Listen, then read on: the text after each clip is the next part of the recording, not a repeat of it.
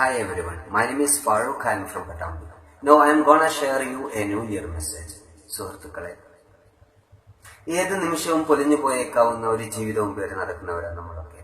ഈ ചുരുങ്ങിയ ജീവിതത്തിനുള്ളിൽ സ്നേഹത്തോടെ, സന്തോഷത്തോടെ, സ്നേഹബന്ധങ്ങളും ആത്മബന്ധങ്ങളും സൗഹൃദങ്ങളും നിലനിർത്തി ഈ ജീവിതം ധന്യമാക്കുന്നതിന് പകരം അറിഞ്ഞോ അറിയാതെയോ പരസ്പരം ദേഷ്യവും വിദ്വേഷവും അല്പമാണെങ്കിലും പകയും വെറുപ്പും സമ്പാദിച്ച് സൗഹൃദങ്ങളിൽ വിള്ളലേൽപ്പിച്ചും കുടുംബ ബന്ധങ്ങളിൽ കലഹങ്ങൾ ഉണ്ടാക്കി ഈ കൊച്ചു ജീവിതം മുന്നോട്ട് കൊണ്ടുപോകുന്ന പലരെയും നമുക്കിടയിൽ തന്നെ കാണാൻ കഴിയും. തീർച്ചയായും ഒരു മാറ്റം അനിവാര്യമാണ്. ഒരാൾ തന്റെ ജോലി കഴിഞ്ഞ് വീട്ടിലെത്തി. ഭക്ഷണശേഷം അദ്ദേഹം ഉറങ്ങാൻ കിടന്നു. രാവിലെ അല്പം നേരത്തെ എഴുന്നേൽക്കേണ്ടതിനാൽ അലാം സെറ്റ് ചെയ്താണ് അദ്ദേഹം ഉറങ്ങിയത്. പക്ഷേ ഉറക്കിന്റെ കാഠിന്യം കൊണ്ട് അലാം അടിച്ചത് അദ്ദേഹം അറിഞ്ഞില്ല. അല്പം വൈകിയാണ് എഴുന്നേറ്റത്. തന്റെ കുറ്റം തന്റെ ഭാര്യയുടെ മേൽ ചാർത്തി പതിവ് പോലെ ഭാര്യയെ തെറി വിളിച്ചുകൊണ്ട് അവൻ ബെഡിൽ നിന്ന് എഴുന്നേറ്റു. സാധാരണ ഒരു കപ്പ് ചായ അവൾ തന്റെ റൂമിൽ കൊണ്ടുവന്ന് വെക്കാറുണ്ട്. ഇന്ന് അതും ചെയ്തിട്ടില്ല. ഇവന് ദേഷ്യം സഹിക്കാൻ കഴിഞ്ഞില്ല. അവൻ ഉറക്കെ തന്റെ ഭാര്യയെ വിളിച്ചുകൊണ്ട് റൂമിൽ നിന്ന് പുറത്തേക്കിറങ്ങിയപ്പോൾ വീട്ടിലതാ താൻ അല്പം അകൽച്ചയിൽ കഴിയുന്ന തന്റെ കുടുംബക്കാർ വന്നിരിക്കുന്നു. അവർ മാത്രമല്ല, അയൽവാസികൾ. എല്ലാവരുടെയും മുഖത്ത് സങ്കടം മാത്രം. എല്ലാവരുടെയും മുഖത്ത് ദുഃഖവും സങ്കടവും. അവനൊന്നും മനസ്സിലായില്ല. അവരെ തട്ടിമാറ്റിക്കൊണ്ട് അച്ഛൻ കിടക്കുന്ന റൂമിലേക്ക് അവൻ ഓടി. ഇല്ല, അച്ഛനില്ല അവിടെ. തൊട്ടപ്പുറത്തെ റൂമിൽ നിന്നുതാ ഭാര്യയുടെയും അമ്മയുടെയും കരച്ചിൽ. രണ്ടുപേരും കരയുകയാണ്, വാവിട്ട് കരയുകയാണ്. ചിലർ ആശ്വസിപ്പിക്കാൻ ശ്രമിക്കുന്നു. പക്ഷേ ആശ്വസിപ്പിക്കാൻ ശ്രമിക്കുന്നവരും അറിയാതെ കരഞ്ഞു പോകും. അവൻ പൂമുഖത്തേക്ക് നോക്കിയപ്പോ അവിടെ അതാ ഒരാളെ വെള്ള പുതച്ച് കിടത്തിയിരുന്നു. ആരാണ് കിടക്കുന്നത്? ആരാണ് ഈ വീട്ടിൽ മരണപ്പെട്ടത്? ഇവന് മനസ്സിലായില്ല. ഇവൻ അച്ഛനാണോ ഈ കിടക്കുന്നത് എന്ന് ചിന്തിച്ചു. അല്ല, അച്ഛനല്ല. അച്ഛനത് ആളുകൾക്കിടയിൽ കരഞ്ഞ് കരഞ്ഞ് തളർന്ന് അവശനായിരിക്കുന്നു. പിന്നെ ആരാണ് ഈ കിടക്കുന്നത്? അവൻ ആ മൃതശരീരത്തിന്റെ അടുത്തേക്ക് പോയി ആ മുഖത്തു നിന്ന് ആ വെള്ളം മാറ്റി നോക്കിയപ്പോൾ അവൻ അത്ഭുതപ്പെട്ടു പോയി. അവനത് വിശ്വസിക്കാൻ കഴിഞ്ഞില്ല. ഞാനിതാ ഇവിടെ മരിച്ചു കിടക്കുന്നു. ഞാൻ മരിച്ചിട്ടില്ല. ഞാനിതാ ജീവനോടെ. ഞാൻ മരിച്ചിട്ടില്ല. അവൻ ഉറക്കെ വിളിച്ചു പറഞ്ഞു. പക്ഷെ ആരും കേൾക്കുന്നില്ല. തൊട്ടടുത്തിരിക്കുന്ന തന്റെ അച്ഛന്റെ കൈകൾ പിടിച്ച് അവൻ പറഞ്ഞു, ഞാൻ മരിച്ചിട്ടില്ല.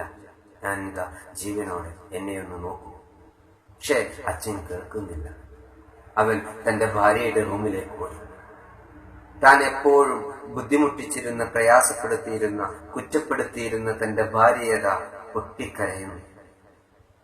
അവളുടെ കൈകൾ പിടിച്ച് അവൻ പറഞ്ഞു, ഞാൻ മരിച്ചിട്ടില്ല. ഞാനിതാ ജീവനോടെ. പക്ഷേ അവളും കേൾക്കുന്നില്ല. അവൾക്ക് കേൾക്കാൻ കഴിയുന്നില്ല. അപ്പോഴാണ് അവൻ ആ സത്യം മനസ്സിലാക്കുന്നത്. അവൻ സ്വയം തിരിച്ചറിയുന്നത്, ഞാൻ മരിച്ചുപോയി.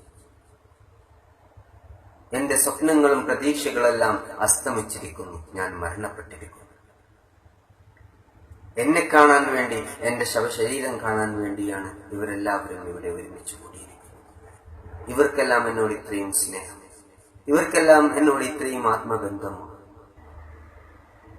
അവൻ അവന്റെ ശവശരീരത്തിന്റെ അടുത്തേക്ക് ചെന്നു. ആളുകൾ വരിവരിയായി അവനെ കാണാൻ വന്നുകൊണ്ടിരിക്കുന്നു. താൻ കൂടുതൽ അടുപ്പം കാണിക്കാത്ത, കൂടുതൽ സമയം ചിലവഴിക്കാത്ത തന്റെ സുഹൃത്തുക്കളുണ്ട് അവിടെ. ചെറുപ്പം മുതൽ ഒരുമിച്ച് പഠിച്ച്, ഒരുമിച്ച് ഒരേ ക്ലാസ്സിൽ പഠിച്ച്, ഒരു ജോലിയാകുന്നത് വരെ കൂടെയുണ്ടായിരുന്നു. പിന്നീട് എന്തോ ഒരു തെറ്റിദ്ധാരണയുടെ പേരിൽ അകലേണ്ടി വന്നു തന്റെ പഴയകാല സുഹൃത്തും വന്നിരിക്കുന്നു. പലപ്പോഴും ഞാൻ കാണുമ്പോൾ സംസാരിക്കാൻ നിൽക്കാതെ, മുഖം കൊടുക്കാതെ ഞാൻ നടന്നു നീങ്ങിയിരുന്ന എന്റെ നാട്ടുകാരുണ്ട് അവിടെ. അവരുടെ ജോലിയും തിരക്കുകളും മറ്റു തിരക്കുകളെല്ലാം ഒഴിവാക്കിയാണ് അവരെന്നെ കാണാൻ വന്നിരിക്കുന്നത്. അവർക്കെല്ലാം എന്നോട് ഇത്രയും സ്നേഹമായിരുന്നു. എല്ലാവരും ഞാൻ എന്നോ ചെയ്തു വെച്ച ഒരു നന്മയെക്കുറിച്ച് സംസാരിക്കുന്നു. ഞാൻ പണ്ടെന്നോ ചെയ്തു വെച്ച ഒരു നല്ല കാര്യത്തെക്കുറിച്ച് മാത്രമാണ് അവർക്ക് സംസാരിക്കാനുള്ളത്. എല്ലാവരും എന്റെ നല്ലതിനെ കുറിച്ച് മാത്രം പറയുന്നു. എന്റെ പഴയകാല ഞാൻ കൂടെയുണ്ടായിരുന്ന സമയത്തുള്ള ആ ഓർമ്മകൾ അവരെല്ലാം പങ്കുവെക്കുന്നു. അതിനിടയിൽ ഒരു മുതിർന്ന പൗരൻ എഴുന്നേറ്റ് നിന്ന് പറഞ്ഞു, ഡാഷ് ബോഡി എടുക്കാൻ പോവുകയാണ്, ആർക്കെങ്കിലും അവസാനമായി കാണാനുണ്ടെങ്കിൽ വന്ന് കണ്ടുകൊള്ളുക. കണ്ടവർ വീണ്ടും കാണാനായി വരുന്നു.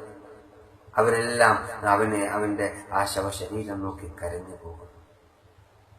അവനത് സഹിക്കാൻ കഴിഞ്ഞില്ല. അവൻ ദൈവത്തോട് പറഞ്ഞു, ദൈവമേ, എനിക്ക് എന്റെ ജീവിതം തിരിച്ചു താ, എന്റെ ജീവൻ തിരിച്ചു താ. എന്നെ സ്നേഹിച്ച, ഇത്രയധികം എന്നെ സ്നേഹിച്ച എന്റെ ഭാര്യയുടെ സ്നേഹം ഞാൻ ഇതുവരെ തിരിച്ചറിഞ്ഞില്ല. എനിക്ക് അവളെ ഒന്ന് സ്നേഹിക്കാൻ എന്റെ ജീവിതം എനിക്ക് തിരിച്ചു താ. എന്റെ സുഹൃത്തുക്കളുടെ കൂടെ കൂട്ടുകൂടാൻ എനിക്ക് എന്റെ ജീവിതം തിരിച്ചു താ. എന്റെ നാട്ടുകാരുടെ കൂടെ ജീവിക്കാൻ, എന്റെ നാട്ടുകാർക്ക് വേണ്ടി നന്മ ചെയ്യാൻ എന്റെ ജീവനൊന്ന് എനിക്ക് തിരിച്ചു താ. അവൻ ദൈവത്തോട് കരഞ്ഞു പറഞ്ഞു, ദൈവമേ, എനിക്ക് എന്റെ ജീവിതം കുറച്ച് ദിവസങ്ങളെങ്കിലും എനിക്ക് നീ തിരിച്ചു താ ദൈവമേ. അവൻ കരഞ്ഞ് വീണ്ടും വീണ്ടും പറഞ്ഞു.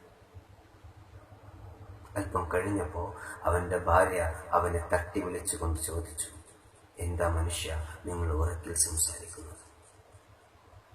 ഉറക്കിൽ നിന്ന് ചാടി എഴുന്നേറ്റു.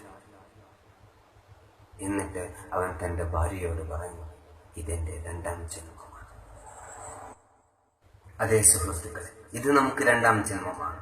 ഈ ഭൂമിയിൽ ഇനി നമുക്കൊരു ജന്മമില്ല. മരണം നമ്മെ തേടിയെത്തുന്നതിന് മുന്നേ നമ്മെ സ്നേഹിക്കുന്നവരെ നമുക്ക് തിരിച്ചു സ്നേഹിക്കാൻ കഴിയണം. സൗഹൃദങ്ങൾക്ക് വില കൽപ്പിക്കണം.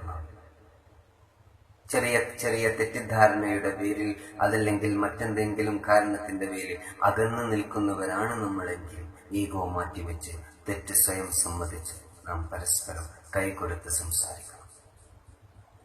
ബന്ധങ്ങൾ ദൃഢമാക്കണം. ജനങ്ങൾക്ക് വേണ്ടി നാം ജീവിക്കാൻ ശ്രമിക്കണം. നമ്മളുടെ ജീവിതം ജനങ്ങൾക്ക് ഉപകാരപ്രദമാകണം. ജനങ്ങളുടെ ഇടയിൽ നാം ജീവിക്കണം. ജനങ്ങളുടെ ഹൃദയത്തിനുള്ളിൽ നാം ജീവിക്കണം. അതിന് നമുക്ക് കഴിയട്ടെ എന്ന് ആശംസിച്ചുകൊണ്ട് നിർത്തുന്നു. Anyway, thank you very much.